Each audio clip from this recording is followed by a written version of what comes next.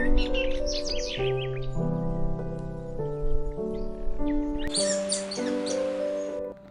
Everyone, welcome to Nivika Das. இன்றைக்கி நம்ம ஒரு அட்டகாசமான சிக்கன் குழம்பு தான் பார்க்க போகிறோம்.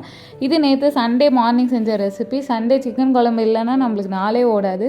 அதுக்கு ஃபஸ்ட்டு ஒரு பேனில் குழிக்கரண்டி எண்ணெய் ஊற்றிக்கோங்க. நான் இன்றைக்கி கடலெண்ணெய் ஆட் பண்ணியிருக்கேன்.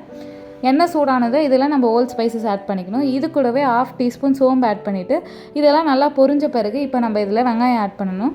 நான் இன்றைக்கி 4 வெங்காயம் எடுத்திருக்கேன். வெங்காயத்தை நல்லா சின்ன சின்னதாக சாப் பண்ணி உள்ளே ஆட் பண்ணிக்கோங்க. வெங்காயம் கூடவே ஒரு கொத்து கருவேப்பிலை ஆட் பண்ணி நல்லா வதக்கிக்கோங்க. வெங்காயம் நல்லா கோல்டன் ப்ரௌன் ஆகிற வரைக்கும் வதக்கி எடுத்துக்கோங்க.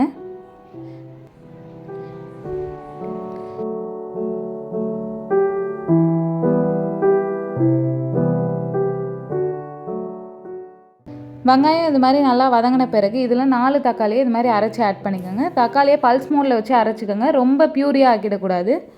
தக்காளி கூடவே 1 டீஸ்பூன் கல்லுப்பு ஆட் பண்ணிவிட்டு நல்லா மிக்ஸ் பண்ணிக்கோங்க.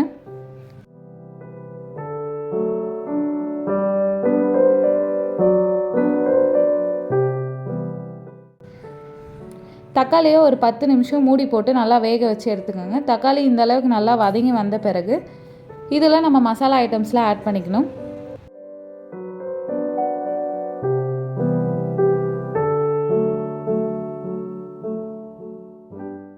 நான் இன்றைக்கி 2 டேபிள் ஸ்பூன் குழம்பு மிளகாய்த்தூள், 2 teaspoon Kashmir red chilli powder, 1.5 teaspoon garam masala add பண்ணியிருக்கேன். இதெல்லாம் ஆட் பண்ணிவிட்டு நம்ம நல்லா மிக்ஸ் பண்ணிக்கலாம். மசாலா நல்லா வதங்கி வரணும். மசாலாவோட பச்சை வாசனை போகிற வரைக்கும் நம்ம நல்லா வதக்கி எடுத்துக்கலாம். இதில் நான் கொஞ்சோண்டு தண்ணி மட்டும் ஆட் பண்ணிக்கிறேன். தண்ணி ரொம்ப கம்மியாக ஆட் பண்ணிவிட்டு மசாலா வதக்கிக்கோங்க. அப்போ தான் சீக்கிரமாக கரிஞ்சு போகாமல் இருக்கும்.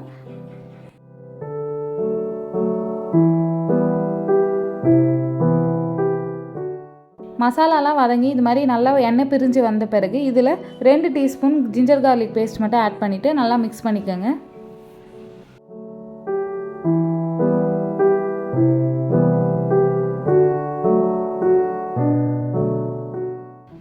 இதுவும் நல்லா வதங்கிட்ட பிறகு இப்போ நம்ம இதில் வாஷ் பண்ணி வச்சுருக்க சிக்கனை நம்ம ஆட் பண்ணிக்கலாம்.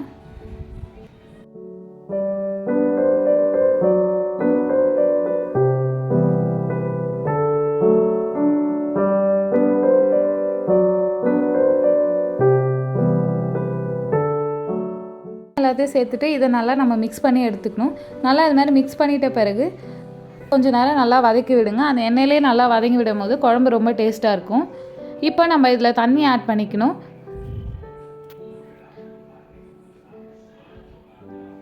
சிக்கன் முழுகிற அளவுக்கு இது மாதிரி தண்ணி ஆட் பண்ணிவிட்டு இதை நல்லா மிக்ஸ் பண்ணிக்கோங்க.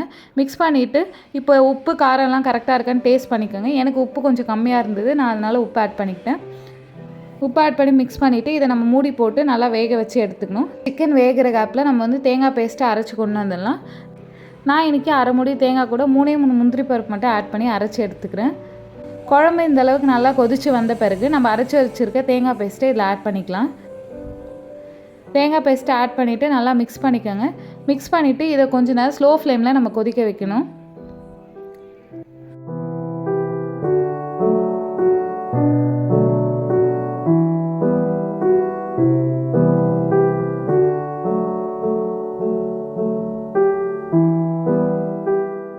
குழம்பு இந்த அளவுக்கு நல்லா கொதித்து வந்த பிறகு இதில் கொத்தமல்லி கருவேப்பிலை போட்டு இறக்குனா நம்மளோட சிக்கன் கிரேவி ரெடி.